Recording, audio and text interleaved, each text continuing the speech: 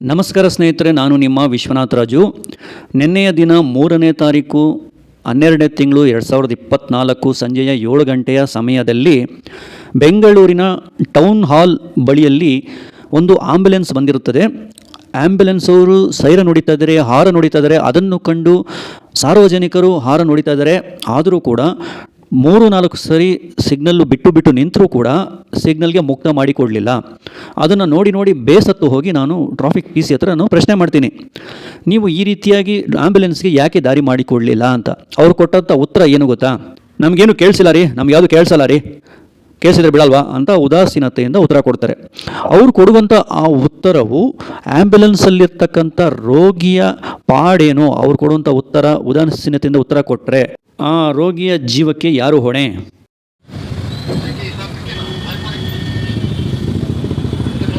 Ambulance 4 ಸಿಗ್ನಲಿಂದ ನೀವು ಸುಮ್ಮನೆ ಇದ್ದೀರಾ ಅಂದರೆ ಏನಾಗಬೇಕು ಹೇಳಿ?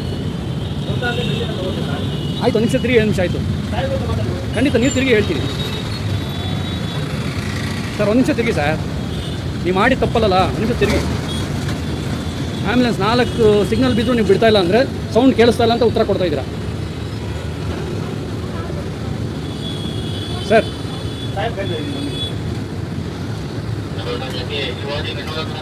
ಒಂದು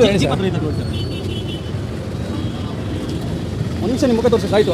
1 ನಿಮಿಷ ತಿರುಗಿ ಸರ್, 1 ನಿಮಿಷ ತಿರುಗಿ ಸರ್, 1 ನಿಮಿಷ ತಿರುಗಿ ಸರ್, 1 ನಿಮಿಷ ತಿರುಗಿ ಆಯಿತು. ಕೆಲಸ ಮಾಡ್ತಾ ಇದ್ವಿ, ಸಾಹೇಬ್ ಹೇಳಿದ್ರೆ ಹೋಗಿ ನೋಡಿ. 1 ನಿಮಿಷ ತಿರುಗಿ ಸರ್, ಆಯಿತು.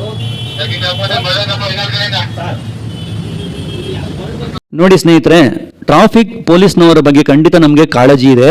ಬೆಳಗ್ಗೆಯಿಂದ ಸಂಜೆಯವರೆಗೂ ಮಳೆ, ಚಳಿ, ಬಿಸಿಲಿನಲ್ಲಿ, ಧೂಳಿನಲ್ಲಿ, ಆ ಶಬ್ದದಲ್ಲಿ ಅವ್ರು ಕೂತಿರ್ತಾರೆ, ಕೆಲಸ ಮಾಡ್ತಾರೆ. ಅವ್ರಿಗೆ ನಿಜಕ್ಕೂ ಹ್ಯಾಟ್ಸ್ ಆಫ್ ಹೇಳಲೇಬೇಕು. ಆದರೆ ಸರ್ಕಾರದವರು ಇದಕ್ಕೊಂದು ಪರ್ಯಾಯ ಮಾರ್ಗವನ್ನು ಕಂಡುಕೊಳ್ಳಲೇಬೇಕು. ಏನಂದರೆ, ನಾನು ಹೇಳ್ತೀನಿ ಕೇಳಿಸ್ಕೊಳ್ಳಿ. ಅವ್ರಿಗೆ ಕೇಳಿಸ್ತಾ ಇಲ್ಲ ಶಬ್ದ ಅಂತ ಹೇಳ್ತಾರೆ, ಒಪ್ಕೊಳ್ಳೋಣ, ಆಯಿತು.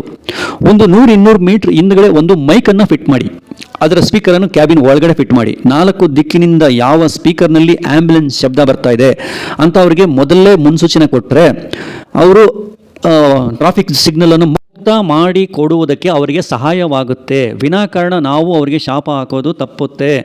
ಒಂದು ಅಮೂಲ್ಯವಾದ ರೋಗಿಯ ಜೀವವನ್ನು ಉಳಿಸುವುದಕ್ಕೆ ಸಹಾಯವಾಗುತ್ತೆ ಅಂತ ನನ್ನ ಅಭಿಪ್ರಾಯ. ನೀವೇನು ಹೇಳ್ತೀರಾ ಸ್ನೇಹಿತರೆ? ಆದಷ್ಟು ಈ ವಿಡಿಯೋನ ಶೇರ್ ಮಾಡಿ. ನಮಸ್ಕಾರ.